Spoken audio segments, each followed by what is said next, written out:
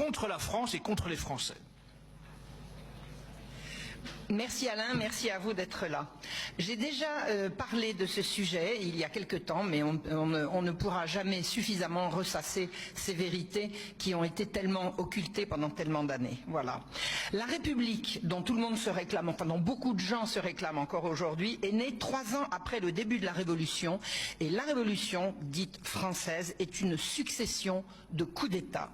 Réunis pour régler le problème de la dette publique, dette qui avait été savamment organisée depuis près de 30 ans, les États généraux se sont autoproclamés Assemblée nationale le 17 juin 1789 sans aucun mandat pour ce faire. Les gens qui avaient voté pour, qui avaient donné leur doléance aux députés aux États généraux ne leur ont jamais demandé de voter une constitution et de renverser la royauté telle qu'elle fonctionnait.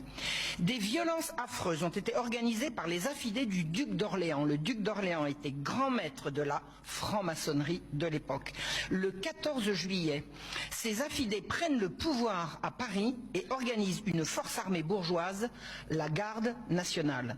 Le 14 juillet est une tentative de coup d'État, ça n'a pas été d'État, ça a été municipal. Paris est tombé entre les mains des factieux. Le 5 et 6 octobre 1789, second coup d'État de l'Assemblée constituante, donc l'Assemblée des États généraux s'était autoproclamée Assemblée constituante, donc second coup d'État de cette Assemblée constituante qui ramène le roi à Paris. Il est privé du droit de participer à la confection des lois alors que c'était sa raison d'être. Et le roi n'est plus le roi. A-t-on demandé au peuple français ce qu'il en pensait? Évidemment que non. En août 1791 sont organisées des élections à l'Assemblée législative et à ces élections, seuls les possédants votent. Il fallait avoir un certain revenu et une certaine imposition pour pouvoir voter. Vous voyez bien que la majorité du peuple français a été d'emblée exclue de cette révolution. Le 20 avril 1792, presque 3 ans ont passé, alors que tout le bassin parisien est en état d'insurrection contre la cherté des vivres et l'interdiction de fixer le prix du pain. Cette fixation du prix du pain s'appelait la taxation, donc il est interdit de taxer le blé et tout le bassin parisien est en état d'insurrection. L'Assemblée, à ce moment-là, déclare la guerre à l'Autriche-Hongrie. Le roi n'a plus aucun pouvoir, le peuple est donc sans défense. À Étampes, en mars 1792, la foule en furie piétine à mort le maire Jacques Simonot qui avait donné l'ordre de tirer sur le peuple qui exigeait la taxation. La taxation du blé était la façon pour les rois, enfin pour la France, mais pour les rois qui se sont succédés, de s'assurer que les marchands n'allaient pas affamer le peuple. La Révolution interdit la taxation et le maire Simonot a fait tirer sur la foule qui réclamait la taxation. Alors je vous donne en avant-première le sujet d'un prochain livre. La troupe a refusé de tirer sur la foule et c'est le maire qui a été piétiné par la dite foule. Jacques Simonot sera le premier martyr de la liberté. La liberté, c'est la liberté du commerce, la liberté de s'enrichir, qui est la raison d'être de cette révolution bourgeoise et commerçante. La mobilisation aux frontières calmera les séditieux. L'Assemblée a voulu faire signer au roi un décret de déportation des prêtres réfractaires. Qu'est-ce qu'un prêtre réfractaire? C'est un prêtre qui, en conscience, ne veut pas signer sa soumission au pouvoir civil et à l'économie de marché. Parce que c'est ça, la Constitution. La Constitution constitutionnalise l'économie de marché et on demandera aux prêtres de se soumettre à cette constitution et les prêtres refusent en conscience. Le roi a le droit de refuser de signer cet acte de déportation et ce droit, il en use. C'est donc un tyran. C'est donc un tyran. Et un assaut violent et terrible est lancé le 20 juin 1792 contre le château des Tuileries.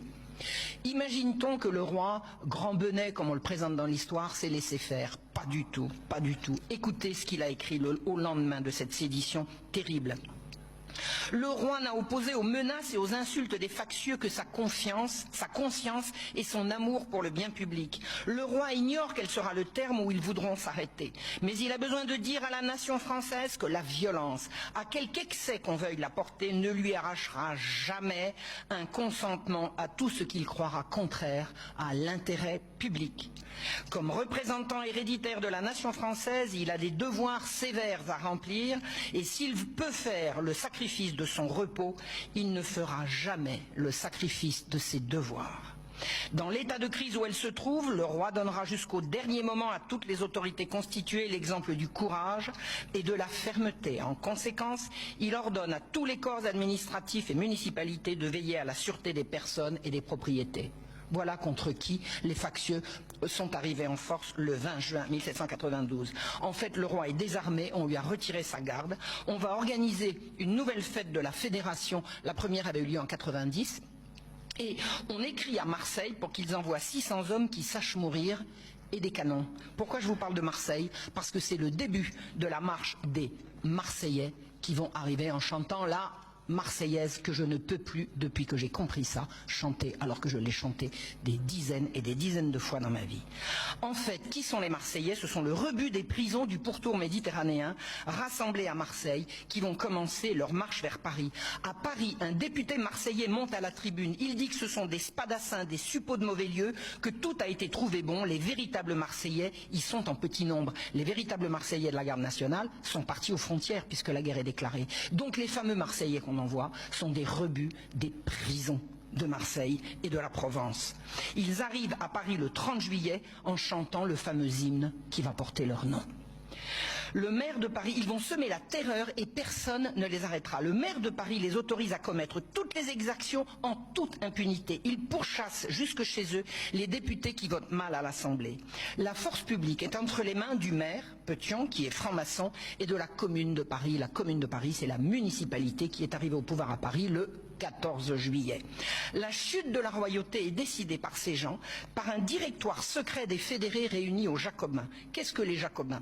Les Jacobins, c'est la salle de réunion au couvent des Jacobins, salle de réunion de la Société des Amis de la Constitution, c'est-à-dire le club de pensée franc-maçon. Il y a 4000 clubs affiliés en France qui sont affiliés au club des Jacobins de Paris et qui leur obéissent. Paris installe sa dictature sur la France entière. Le maire de Paris, Pétion, a été élu. Oui, il y a eu des élections à Paris. Il a eu 9000 voix contre 3000 à Lafayette. Or, il y avait 200 000 inscrits sur les listes. Il a donc été élu avec 4,5% des inscrits et 1,8% de la population parisienne. Et ce sont eux qui vont tyranniser toute la France. Le 30 juillet arrive à la connaissance du public le manifeste de Brunswick qui menace les Parisiens. En fait, qui est Brunswick? C'est un franc-maçon allié des francs-maçons jacobins qu'il sert par sa menace. Le roi n'est pas au courant et on l'accuse d'en être à l'origine. Voilà ce qu'écrit Louis XVI. Il circule depuis quelques jours un écrit intitulé « Déclaration du duc de Brunswick, commandant des armées combinées de leur majesté l'empereur et le roi de Prusse ». Cet écrit ne présente aucun des caractères qui pourraient en garantir l'authenticité. Il n'a été envoyé par aucun de mes ministres dans les diverses cours d'Allemagne qui avoisinent le plus nos frontières. Ceux qui savent ce que valent à mes yeux le sang et la fortune du peuple croiront à mes incertitudes et à mes chagrins. On fait croire que le manifeste a été écrit sur ordre de Louis XVI, ce qui est faux. Il n'est même pas au courant, alors qu'il est avéré que le duc de Brunswick était de connivence avec les Jacobins.